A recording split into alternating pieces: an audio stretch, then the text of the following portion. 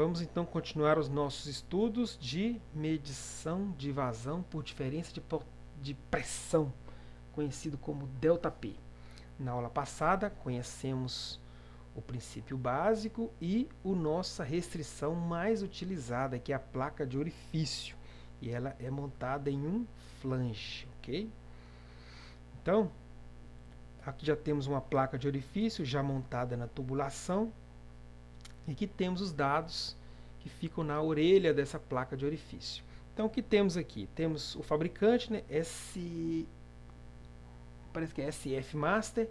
Aqui temos o tag, né? F de vazão, flow, E de elemento primário, FE01, que é D, é o diâmetro interno da tubulação, no caso aqui 37 milímetros. O D minúsculo, diâmetro do orifício, ou seja, a distância de ponta a ponta que eu tenho aqui nesse furo. No caso aqui é 19,92 milímetros. dP, diferença de pressão, ou seja, o meu ΔP. 2.500 milímetros de coluna d'água, ou seja, o ΔP máximo. Que seria essa 1 polegada, é a espessura desse flange, ok? 300 lbs é a classe de pressão desse flange, e esse aqui, esse AISE 316, é o material, ou seja, aço inox 316, o material que foi feita a placa de orifício. Temos aqui no fundo o transmissor de vazão, onde as suas tomadas de alta e baixa vêm e são ligadas aqui na placa de orifício. Vamos conhecer isso mais para frente. Uma coisa interessante, galera, é que o sentido de fluxo na placa de orifício, ele tem essas marcações aqui, vêm de encontro ao fluido, ou seja, o fluido flui daqui para lá. Ó. Você chega no equipamento, vê uma placa de orifício montada, quer saber o sentido do fluxo? É só olhar onde está a marcação, que o fluxo vem de encontro à marcação, ou seja, o fluido vem de baixo para cima, ok? Então vamos lá. A vazão ela é determinada e padronizada pela ISO 5167 por essa equação matemática, bem extensa, né? Então, o que temos nessa equação? Q é a vazão, já sabemos, né? Então, 1,1107 é um número fixo, uma constante. C, coeficiente de descarga, isso é um dado lá da mecânica dos fluidos, não é aqui a nossa praia, não é nosso caso aqui, detalharmos isso. Esse beta ao quadrado, o que é beta ao quadrado? Nada mais é do que o diâmetro do orifício dividido pelo diâmetro interno da tubulação, tudo isso elevado ao quadrado. Ok? O que é o meu E, esse E maiúsculo, raiz quadrada de 1 menos o beta à quarta. Aqui é beta ao quadrado, aqui é beta à quarta. Ok, galera? Isso aqui já falamos, né? O diâmetro interno da tubulação, D minúsculo, o diâmetro do orifício. Só que aqui na fórmula, o D maiúsculo é elevado ao quadrado, tá? Isso aqui não é a letra E, é a letra grega epsilon, que é o coeficiente isentrópico. Para líquido vai ser igual a 1. Aí para vapor é outro número, para outro tipo de fluido vai ter outros valores. Isso aqui é lá da mecânica dos fluidos também. ΔP já conhecemos, é o diferencial de pressão, a diferença de pressão antes e depois da placa de orifício.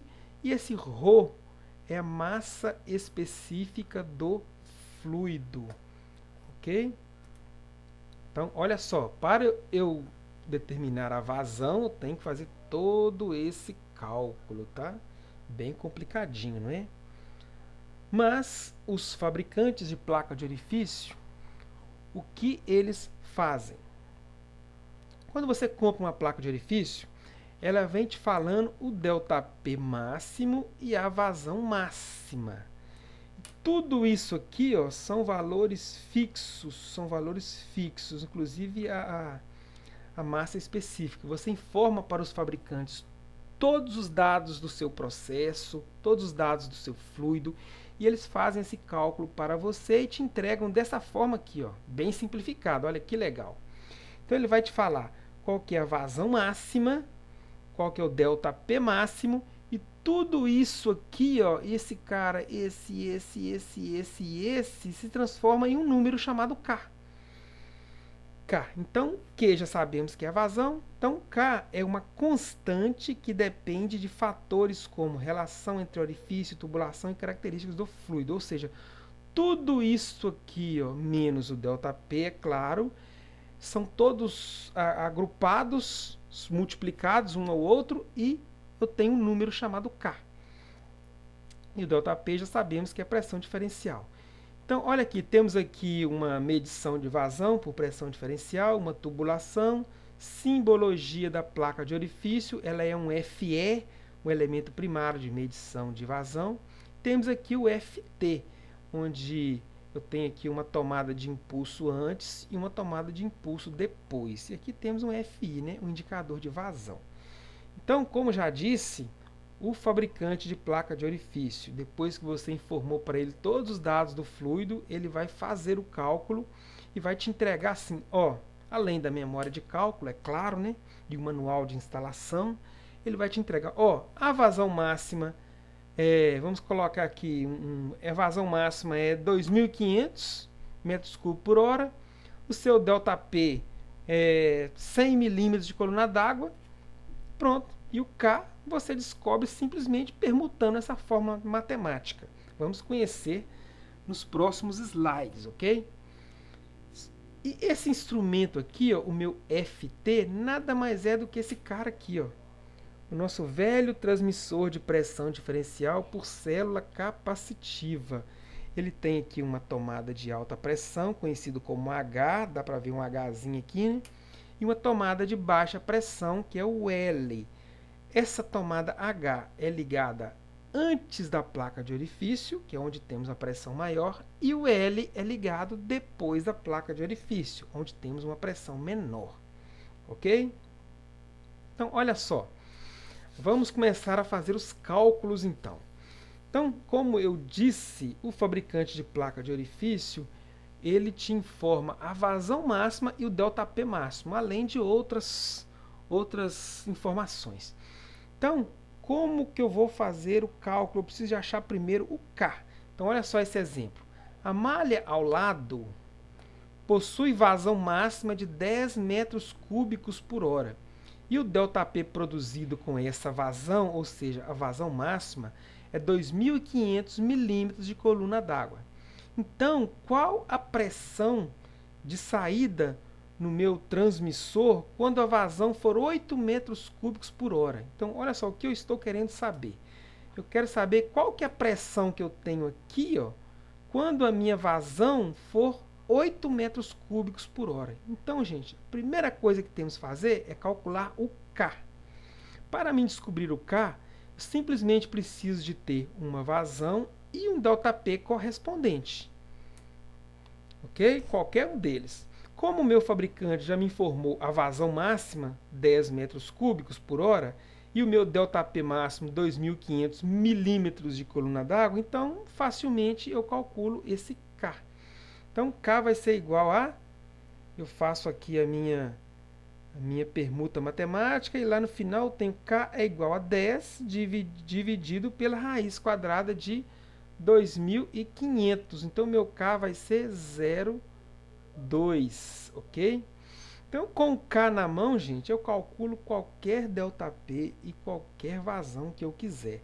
No nosso exemplo, ele está perguntando qual a pressão, qual é o ΔP que produz uma vazão de 8 metros cúbicos por hora.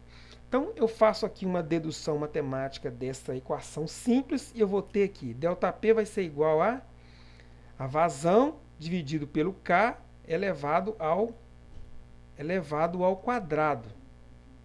Então, o meu ΔP vai ser igual a 8 dividido por 0,2 ao quadrado. Então, o meu ΔP vai ser 1.600 milímetros de coluna d'água. Ou seja, quando eu tenho 1.600 milímetros de coluna d'água, eu vou ter 8 metros cúbicos, ok? É dessa forma que você determina todas as vazões e todos os ΔPs da minha malha de vazão.